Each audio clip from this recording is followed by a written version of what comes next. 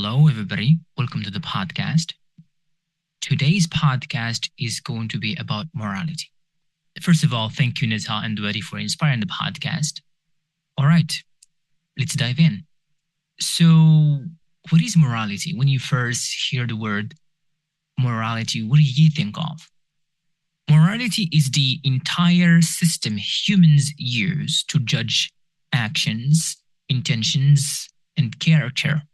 It includes values, norms, emotions, and reasoning patterns that help us determine what is right, wrong, virtuous, harmful, fair, or just.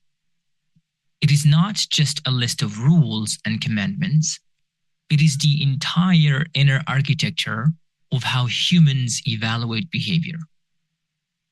Immanuel Kant, one of the most influential philosophers in moral history, believed that morality is grounded in universal duty, something that he called the categorical imperative. Kant argued that a moral action must be universally applicable, meaning, if you lie, you must accept the possibility that someone lies. His view embeds the idea of moral objectivity. Moral objectivity is the belief that certain ethical rules exist outside personal feelings or cultural differences and apply to all rational beings. Meaning, morality is not flexible. It is rooted in pure reason. What is wrong in Morocco is going to be also wrong in USA or Switzerland or France or Poland. It is wrong everywhere. David Hume, on the other hand, rejects this idea. He said that reason is and ought to be the stave of passions. In other words, for Hume, morality is not born from a cold logic, but from human emotion. We feel compassion, anger, guilt, and approval. And then these emotions shape moral judgment. This idea aligns with what we call moral sentimentalism, the theory that emotions rather than rational principles form the foundation for moral evaluations and guide what we considered right and wrong. So to oppose Kant, Hume is saying that if I feel that something is wrong, right, somebody else might not feel the same way. Someone could commit a crime here in Morocco, right? And most people feel that that's a bad thing.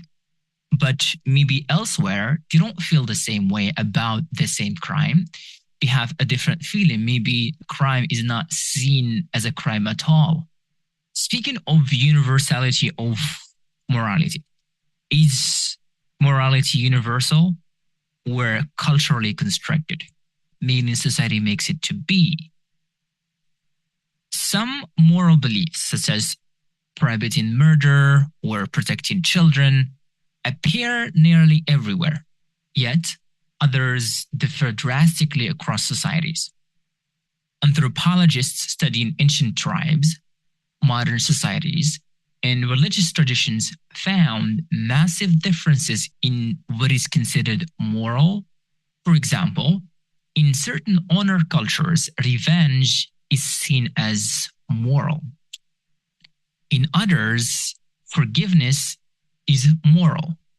Some societies emphasize purity, modesty, and tradition. Others emphasize equality, freedom, and individual choice. Modern psychologist Jonathan Haidt created the moral foundation theory, which argues that humans share several innate moral instincts like fairness, loyalty, care, and respect for authority. But different cultures build moral narratives around these instincts. This makes morality appear universal on one level, but culturally shaped on another. This relates to cultural relativism, which is the idea that moral values are deeply shaped by cultural tradition, social norms, and shared beliefs. It does not say everything is acceptable, but it warns that judging other cultures form our perspective. So, what do you think? Do you think morality is universal? Do you think certain acts are wrong everywhere, anywhere, or certain acts are wrong in certain cultures but not wrong in others? Try to think about this, okay? So, are humans naturally moral or naturally selfish? Philosophers argued about this for over 2,000 years and have a lot to say about this. Rousseau, my favorite philosopher, believed humans are naturally gentle, cooperative, and compassionate. According to him, society with its competition, ego, and hierarchy corrupts us. He describes the noble savage, a human who is morally pure before society interferes. Rousseau's vision connects to innate altruism, which is the natural human tendency to help others and avoid harming them. If you are an altruistic person, you tend to do good or to be good in society. You are more empathetical, you like social bonding, you don't expect a reward when you do something. Hobbes, on the other hand, believed that humans are naturally competitive and violent. He famously said, "Life in the state of nature is solitary, poor, nasty, brutish, and short. Without laws, humans would harm one another for survival." This view shaped modern political theory and the idea of social contract. It's an agreement where individuals give up certain freedom in exchange for safety, order, and mutual protection. It's like you're giving up some freedom to the government, but at the same time, the government is protecting you in return. There is this idea in philosophy called moral ambivalence, meaning there are coexisting and conflicting moral impulses such as empathy and selfishness within a single person. So what they're saying is you could be the most moral person there is, but you have something that conflicts with that. You could be also selfish. You've seen this with people. Sometimes they're kind, they're very nice, but some other time they're completely selfish. They make decisions that purely benefits them and not society or group or family. So it's interesting to think about that. Do you see that about yourself? Are you always a moral person, a righteous person? Or do you see those moral unselfishness values change over time? Sometimes you're moral, but other times you're not. Let's move on to the next question. Why do people sometimes do the right thing even when there is no reward? You might have had friends that do the same thing. Like sometimes, when you give money to charity, you don't expect that person to pay you back, right? If you are on the street and you give money to a beggar, you don't really expect the beggar to pay you in the future, right? You just do it because it is the right thing to do, right? So why do people do that? So the simplest answer is that humans process an internal moral compass that creates psychological rewards. So even if you don't get like a reward from the person, you are rewarded psychologically, like your dopamine level raises, or you feel happy, you feel good. That feeling, that good feeling is in of itself a reward. So in neuroscience, they showed that helping others activates the same regions associated with pleasure, meaning if you do something good or you help someone, you would feel happy. It's like you're ecstatic or elated, right? And and there is also this thing about people wanting to have a sense of moral identity. It's like this internalized image of yourself as a fundamentally good and fair and also maybe a responsible person. You want to come off like you want to believe that you are a good person, so you want to do good to others. It's like a mirroring behavior, right? If you do good, it makes you feel that you are good, but you have to be contented with it, though. So doing the right thing feels like we are protecting our inner self. This inner satisfaction is what we call intrinsic motivation. So we help because it aligns with our values, not because of what we get from it. Sometimes, if you do something and society tells you it is wrong, there is something that is punishing you and telling you did something wrong and you feel guilty. If you don't feel guilty, then that's a different question. Like you might have this, maybe sometimes you lie to your friend and you keep like feeling terrible throughout the day. And sometimes you might not explain why you feel terrible, but maybe the rest of your day goes terribly. And you keep wondering why everything is ruined all of a sudden. And that's your brain punishing you for lying. It's like you don't accept that you lied to the other person because it does not align with your values. Lying to you, since you are a moral person, is bad. Now, how do children develop morality?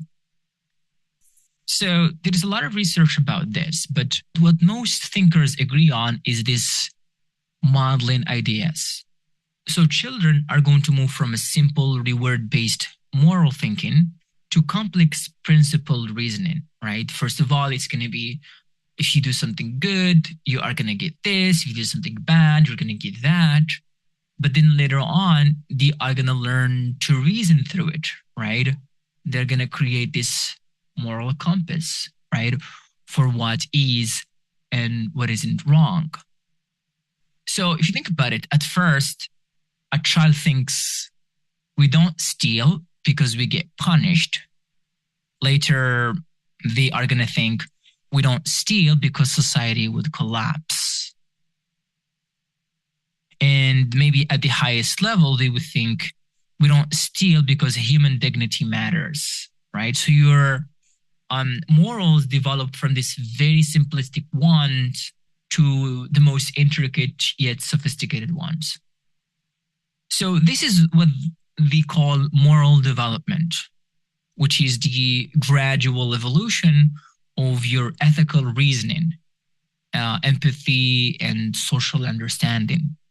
Because if it's not like this, then morality would be too simple and people will easily find ways to be immoral.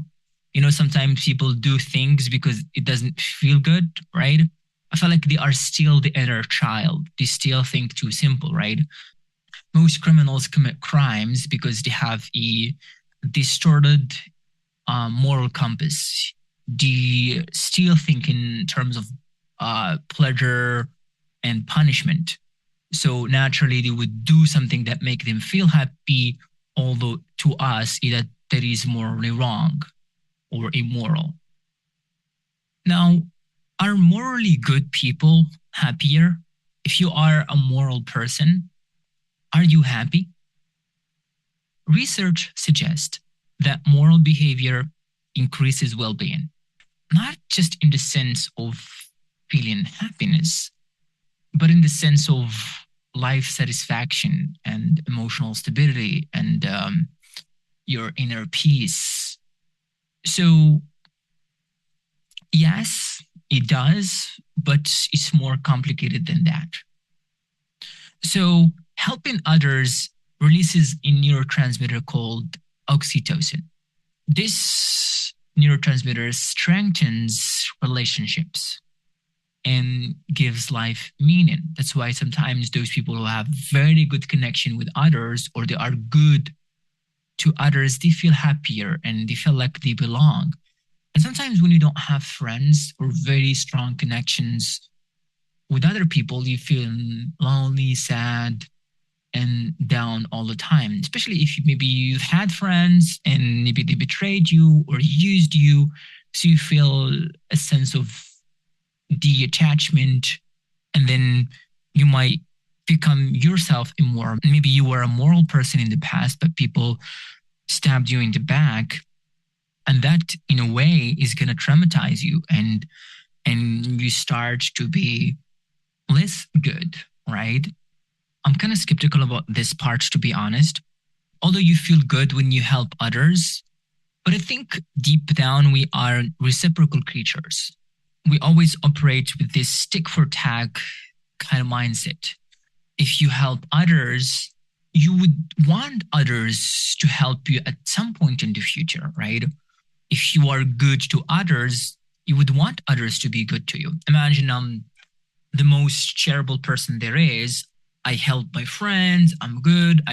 I'm a good person. I help everybody that I can see. But in return, most people treat me badly, right? So would I still feel happy? I don't think so. You would definitely change. It might be short-lived. You would feel happy for a while, but that will disappear. Your sense of good and happy and well-being will disappear too. Because again, we live in a society. If everything is connected, then that's good.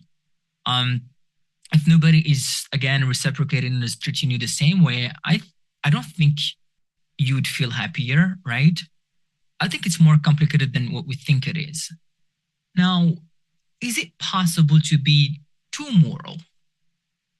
Could there be a society or a person that is too moral?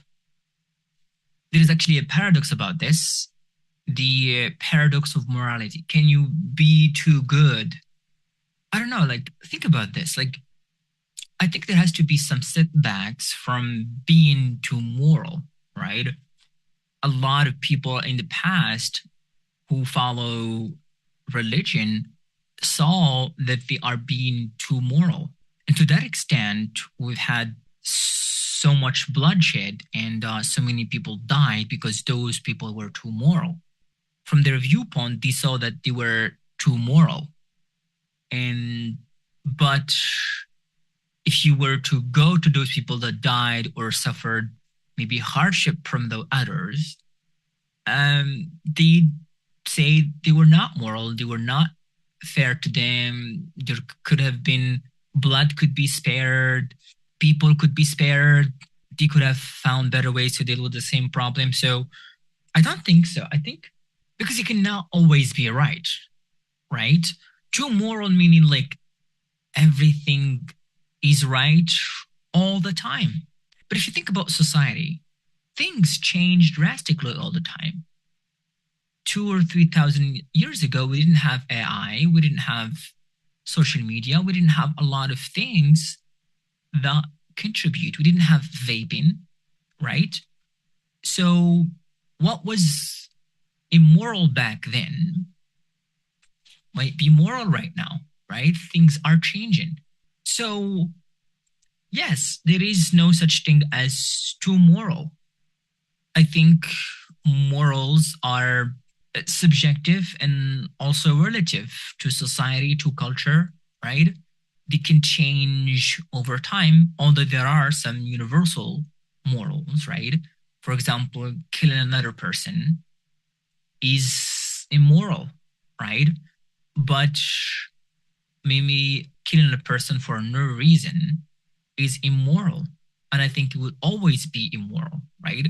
Unless we got into, a period of time in our life where we can't have food, so we have to feed off each other, maybe then it will be moral because it's going to be cannibalism though. So I think morals do change over time. I think we are species that evolve, we change over time. And yeah, I think there is no such thing as too moral, right? We are biased creature all the time. That's why we still have court systems for thousands of years. Since morals were created, we still have court systems. We have religious texts that tell you shouldn't do this and you shouldn't do that. If that was a possibility, I don't think we would still have those. People remind us all the time that you are not doing the right thing. Now, does power corrupt morality? If you have a lot of power, can your morality be corrupted? I think the answer is obviously yes. So power increases your psychological distance.